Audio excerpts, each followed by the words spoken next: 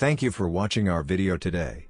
Please like and subscribe and click on the notification bell to get notified of future videos. Today's topic is, the Yorkshire Terrier, widely known as the Yorkie, makes a feisty but loving companion which is small in size and big in personality. It is one of the most popular toy dog breeds in the United States and worldwide. The Yorkie has won many fans over by their elegant looks and their suitability to apartment living. The Yorkies are purebred dogs, but even so, they still end up in the care of shelters or rescue groups. Always remember to adopt rather than shop and give a foster dog a home. Although Yorkies can make for great apartment pets, they also have a tendency to be yappy, which neighbors may not appreciate. They'll need a bit of maintenance too, especially when it comes to dental care. While these pups are playful, they're also small and can be injured by children. But if you can provide lots of love, attention, care, and playtime, you'll have a loving, adorable companion who will stick to you like your shadow. The Yorkie seems quite full of himself, and why not? With his long silky coat and perky top knot, the Yorkshire Terrier is one of the most glamorous representatives of the dog world, sure to attract attention wherever he goes. Because he's so small, he often travels in style, in special dog purses toted around by his adoring owner. The history. In the mid-19th century, workers from Scotland came to Yorkshire in search of work and brought with them several different varieties of small terriers. Breeding of the Yorkshire Terrier was principally accomplished by the people, mostly operatives in cotton and woolen mills, in the counties of Yorkshire and Lancashire. In the 1800s, miners wanting to develop a ratting terrier, bred black and tan terriers with the Paisley and Clydesdale Terriers. Details are scarce. Mrs. A. Foster is quoted as saying in 1886, "If we consider that the mill operatives who originated the breed, were nearly all ignorant men, unaccustomed to imparting information for public use, we may see some reason why reliable facts have not been easily attained." The breed comes from three different dogs, a male named Old Crab, a female named Kitty, and another female whose name is not known. The Paisley Terrier, a smaller version of the Skye Terrier that was bred for a beautiful long silky coat, also figured into the early dogs. Some authorities believed that the Maltese was used as well. They were all originally bred from Scotch Terriers, meaning dogs from Scotland, not today's Scottish Terrier, and shown as such. The name Yorkshire Terrier was given to them on account of their being improved so much in Yorkshire. Yorkshire Terriers were shown in a dog show category, class, at the time called rough and broken-coated, broken-haired Scotch and Yorkshire Terriers. Hugh D.L., writing in 1878, says that the classification of these dogs at shows and in the Kennel Club stud book is confusing and absurd in lumping together these different types. In the early days of the breed, almost anything in the shape of a terrier having a long coat with blue on the body and fawn or silver-colored head and legs, with tail docked and ears trimmed, was received and admired as a Yorkshire Terrier. But in the late 1860s, a popular Paisley-type Yorkshire Terrier show dog named Huddersfield Ben, owned by a woman living in Yorkshire, Mary Ann Foster, was seen at dog shows throughout Great Britain, and defined the breed type for the Yorkshire Terrier. Huddersfield Ben. Huddersfield Ben was a Yorkshire Terrier whose portrait was painted by George Earland in 1891. An authority on the breed wrote, "Huddersfield Ben was the best stud dog of his breed during his lifetime, and one of the most remarkable dogs of any pet breed that ever lived, and most of the show specimens of the present day have one or more crosses of his blood in their pedigree." A show winner, Huddersfield Ben, through his puppies, helped define the Yorkshire Terrier breed. He is still referred to as father of the breed. In North America, the Yorkshire Terrier was introduced in North America in 1872, and the first Yorkshire Terrier was registered with the American Kennel Club, AKC, in 1885. During the Victorian era, the Yorkshire Terrier was a popular pet and show dog in England, and as Americans embraced Victorian customs, so too did they embrace the Yorkshire Terrier. The breed's popularity dipped in the 1940s when the percentage of small breed dogs registered fell to an all-time low of 18% of total registrations. Smokey, a Yorkshire Terrier and famous war dog from World War II, is credited with beginning a renewal of interest in the breed. The AKC ranked the Yorkshire Terrier as the sixth most popular purebred in the United States in 2012 and 2013. For adult Yorkshire Terriers, importance is placed on coat color, quality, and texture. The hair must be glossy, fine, straight, and silky. Traditionally, the coat is grown out very long and is parted down the middle of the back, but must never impede movement. From the back of the neck to the base of the tail, the coat should be of dark gray to a black color, and the hair on the tail should be a darker black. On the head, high chest and legs, the hair should be a bright, rich tan, darker at the roots than in the middle, that shades into a lighter tan at the tips, but not for all dogs. Also, in adult dogs there should be no black hairs intermingled with any of the tan-colored fur. The fine, straight, silky coat is considered hypoallergenic. Adult Yorkshire Terriers whose coat colors deviate from the standard, or that have a woolly or extra fine coats, are still Yorkshire Terriers. The only difference is that atypical Yorkshire Terriers should not intentionally be bred. In addition, care may be more difficult for woolly or cottony textured coats, or coats that are overly fine. One of the reasons given for not breeding off-colored Yorkies is that the color could be a potential indicator of a genetic defect that may affect the dog's health. A careful health screening can clarify if any health risks exist. Coats may vary in color. For example, a mature Yorkie may have a silver blue with light brown, while another might have a black and creamy color. The long coat on the Yorkshire Terrier means that the breed requires regular brushing. Hypoallergenic coats. The typical fine, straight, and silky Yorkshire Terrier coat has also been listed by many popular dog information websites as being hypoallergenic. In comparison with many other breeds, Yorkies do not shed to the same degree, only losing small amounts when bathed or brushed. The dog's dander and saliva typically trigger most allergic reactions. Allergists recognize that at times a particular allergy patient will be able to tolerate a particular dog, but they agree that the luck of the few with their pets cannot be stretched to fit all allergic people and entire breeds of dogs. The Yorkshire Terrier coat is said to fall out only when brushed or broken, or just said to not shed. Although neither of those statements agree with what biologists, veterinarians, and allergists know about dog fur, allergists think there really are differences in protein production between dogs that may help one patient and not another. Other colors. The Yorkshire Terrier is a tan dog with a blue saddle. Particolors exist, although they are not correct for the breed standard. The particolor coat is white with black, blue and tan. The white is caused by the recessive piebald gene. It is very rare to get a particolor, and if one is found, it tends to be very expensive. Some Yorkshire Terriers are solid golden, they only produce pheomelanin, others are liver or chocolate, a brown color, they produce brown eumelanin instead of black eumelanin. The standard prescribes clearly defined fur colors, and non-standard colors may indicate crossbreeding with other breeds or in rare cases even health problems. The AKC registration form for Yorkshire Terriers allows for 4 choices: blue and tan, blue and gold, black and tan, black and gold. Color alone will not affect whether or not a dog is a good companion and pet.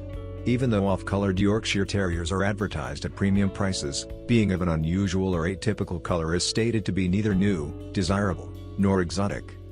Until recently, mismatched Yorkshire Terriers could be crossed with Boer Terriers, a new breed that originated in Germany from particolored Yorkshire Terriers. Although the AKC will not deny registration of a Yorkshire Terrier on color alone, meaning that particolors are now registerable with the AKC, the Yorkshire Terrier Club of America has a directive that any solid color or combination of colors other than black and tan for adult dogs is a disqualification, and dogs of solid color, unusual combination of colors, and particolors should be disqualified. Puppy coats. It may take 3 or more years for the coat to reach its final color. The final color is usually a black or grayish color. P. H. Combs, writing in 1891, complained about show wins awarded to puppies, when the dog's coat does not fully come in until 3 or 4 years old, and the honor of winning such a prize, for a puppy, can therefore be of but little practical benefit to the owner since the adult dog's color cannot be exactly predicted. Coat care. Owners may trim the hair short for easier care. For shows, the coat is left long, and may be trimmed to floor length to give ease of movement and a neater appearance. Hair on the feet and the tips of ears can also be trimmed. The traditional long coat is extremely high maintenance. The coat might get knotted if not brushed daily. In order to prevent breakage, the coat may be wrapped in rice paper, tissue paper or plastic, after a light oiling with a coat oil. The oil has to be washed out once a month and the wraps must be fixed periodically during the week to prevent them from sliding down and breaking the hair. Elaborate coat care dates from the earliest days of the breed. In 1878, John Walsh described similar preparations. The coat is well greased with coconut oil, the dog is bathed weekly, and the dog's feet are carefully kept in stockings. Temperament. The ideal Yorkshire Terrier character or personality has been described by the Kennel Club as having a carriage very upright, feisty and conveying an important air. Though small, the Yorkshire Terrier is active, very protective, curious, and fond of attention. Mentally sound and emotionally secure ones should normally not show the soft submissive temperament seen in lapdogs, although many exhibit this behavior due to improper training. Because of this, It is advised that a Yorkie would not be suitable for a home with typical young children. Instead, they make ideal companions for older families, with many more reputable breeders routinely only homing to families with children older than about 10 years for the comfort of the dog, but more so for the benefit of the child. Yorkshire Terriers are an easy dog breed to train. This results from their own nature to work without human assistance. They are naturally smart and quick to learn, with many being food and or praise motivated. Because they were developed as a working breed, many need a lot of both physical and mental stimulation, with both long walks/runs but also indoor games and training to keep their mind busy. They are known for being yappy, but many have reported that a contented Yorkie is a quiet one, that will happily curl up on your knee in the evening. But they are all individuals, with some being much more laid back than others, and the breeder should ideally be able to advise on the needs and temperaments of their particular line. Yorkies are easily adaptable to all surroundings, travel well, and make suitable pets for many homes. Due to their small size, they require limited exercise but need daily interaction with people. They thrive on attention and love. Many are more timid around other dogs and prefer to stay close to their humans for comfort. Yorkshire Terriers do tend to bark a lot. This makes them excellent watchdogs, as they will sound the alarm when anyone gets close. A barking problem can often be resolved with proper training and exercise. Yorkshire Terriers are ranked 34th in Stanley Coren's The Intelligence of Dogs. Health issues often seen in the Yorkshire Terrier include bronchitis, lymphangiectasia, portosystemic shunt, cataracts, and keratitis sicca. Additionally, Yorkies often have a delicate digestive system, with vomiting or diarrhea resulting from consumption of foods outside of a regular diet. The relatively small size of the Yorkshire Terrier means that it usually has a poor tolerance for anesthesia. Additionally, a toy dog such as the Yorkie is more likely to be injured by falls, other dogs, and owner clumsiness. Injection reactions, inflammation or hair loss at the site of an injection, can occur. In addition, allergies can cause skin to be dry, itchy and or red. The lifespan of a Yorkie is 13 to 20 years. Undersized Yorkies, under 3 pounds or 1.4 kilograms, generally have a shorter lifespan, as they are especially prone to health problems such as chronic diarrhea and vomiting, are more sensitive to anesthesia, and are more easily injured. Teeth. As with all other dogs, Yorkies have two sets of teeth in their life. The first set of teeth is the 28-piece deciduous teeth, often referred to as milk teeth, baby teeth, or puppy teeth. The second set is the 42-piece permanent or adult teeth. Sometimes the number of permanent or adult teeth may vary, which is fine as long as they do not cause bad bite. When puppies are born, they have no teeth because milk is the only food they need. The deciduous teeth will grow from the age of 3 to 8 weeks old, in the order of incisors, canines, and premolars. Yorkie puppies have no molar teeth. Yorkie puppies will start to lose their deciduous or baby teeth when the permanent or adult teeth come in. The permanent or adult grow when the Yorkie puppies are 4 to 8 months old. By around 8 months old, those teeth should fully develop. The permanent or adult teeth will grow in the order of incisors, canines, premolars, and molars. Molar teeth will develop at around 6 to 8 months old. Yorkies and other small dog breeds may have problems if the deciduous or baby teeth do not fall out as the permanent or adult teeth grow. This is caused by the new teeth not growing right underneath the deciduous teeth. Usually, a puppy's body will absorb the roots of puppy teeth. If the puppy tooth does not yield to the incoming tooth, it should be removed because it can cause a malocclusion or bad bite. Retained teeth can cause tooth decay because food can be easily caught in between the deciduous and permanent teeth. Sometimes the new teeth are forced to grow into an abnormal position and further cause a bad bite. The retained teeth may stay or fall weeks after the new teeth have developed. When necessary, the retained deciduous or baby teeth need to be removed surgically. A Yorkshire Terrier's retained deciduous or baby fangs. Like other small breeds, Yorkies are also prone to severe dental disease. Because they have a small jaw, their teeth can become crowded and may not fall out naturally. This can cause food and plaque to build up, and bacteria can eventually develop on the surface of the teeth, leading to periodontal disease. In addition, the bacteria can spread to other parts of the body and cause heart and kidney problems. The best prevention is regular brushing of the teeth with a toothpaste formulated specifically for dogs.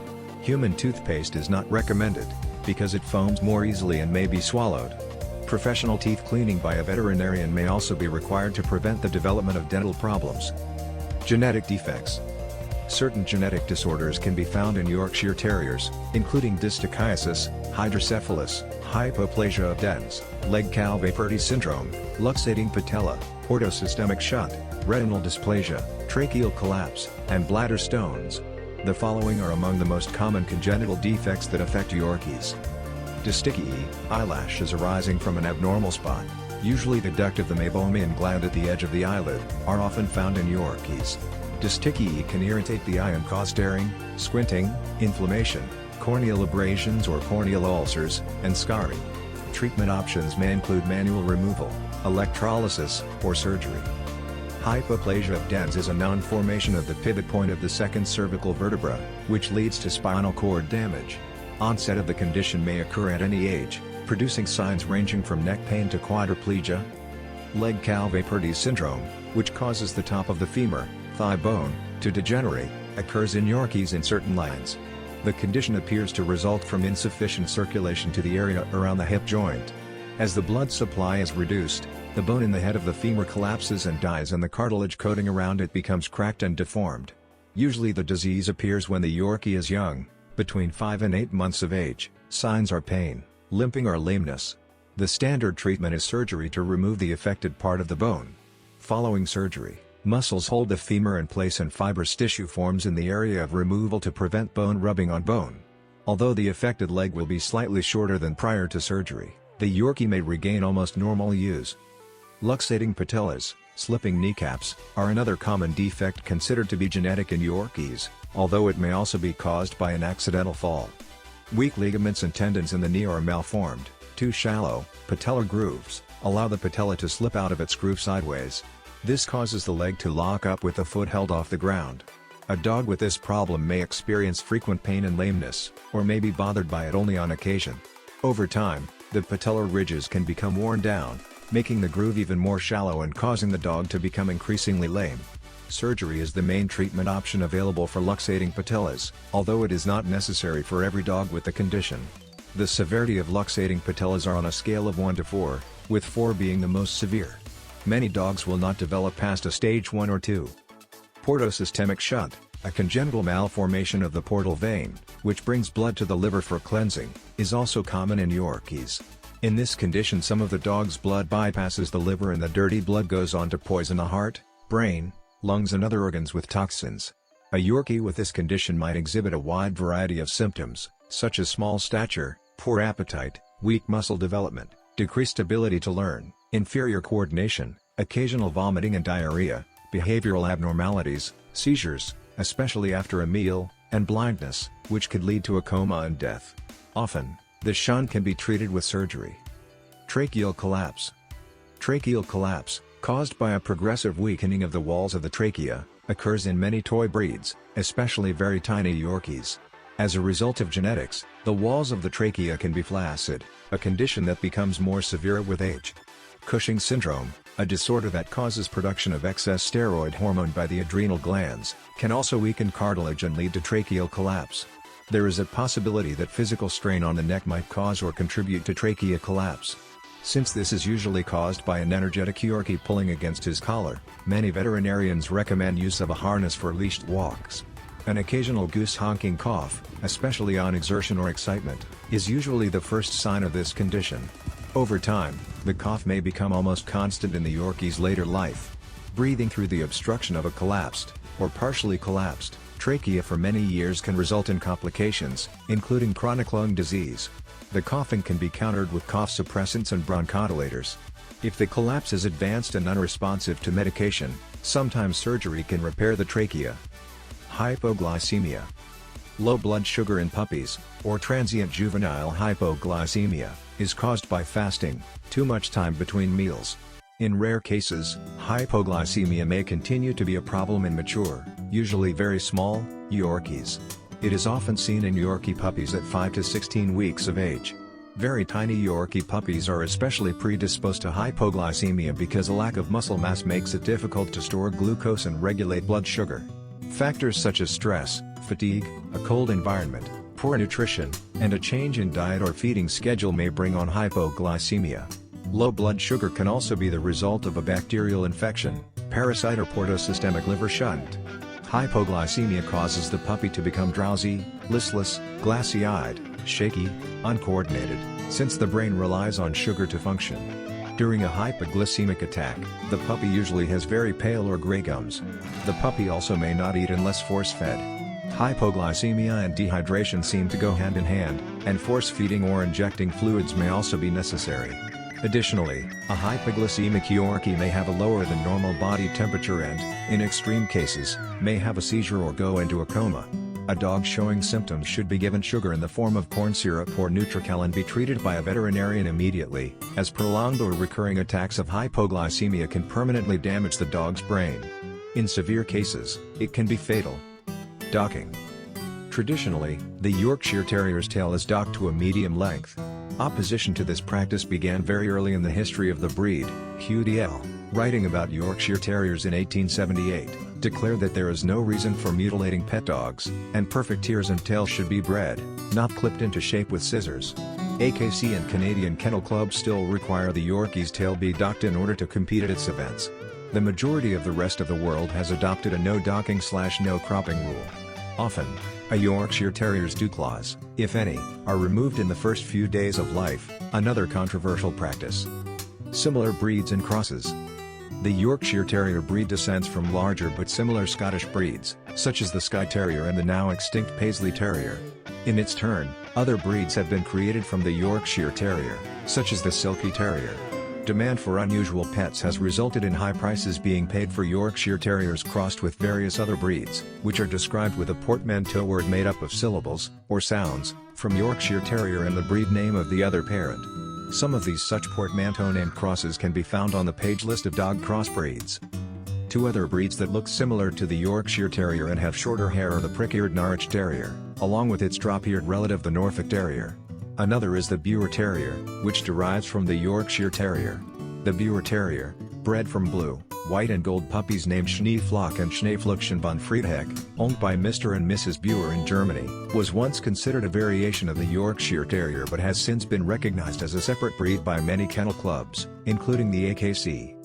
Teacup Yorkies. Teacup Yorkshire Terriers are very small Yorkshire Terriers. The American Kennel Club and other kennel clubs do not acknowledge the teacup as a variation of the breed or a separate variety. Usually a teacup is any dog weighing less than 4 pounds, 1.8 kilograms, when fully grown, when the actual breed standard is given at 7 pounds, 3.2 kilograms, maximum. Breeding for teacup size is a controversial practice that is not encouraged by responsible breeders. They are bred to appeal with their puppy-like features, rather than bred to avoid health issues. There is great risk to a dam, mother, during pregnancy who is too small. Most of these litters are born as a result of cesarean sections and have a high mortality rate. There are many health issues associated with teacup dogs, such as luxating patellae, heart disease, hydrocephalus, hypoglycemia, chronic pelvic pain syndrome, open fontanelles and seizures. Please send us pictures and videos of your pets to topfactsandthings2020@gmail.com to be featured in future videos, and we'll give you a shout out. Remember to like and subscribe to this channel if you enjoyed this video. Until next time. Thank you.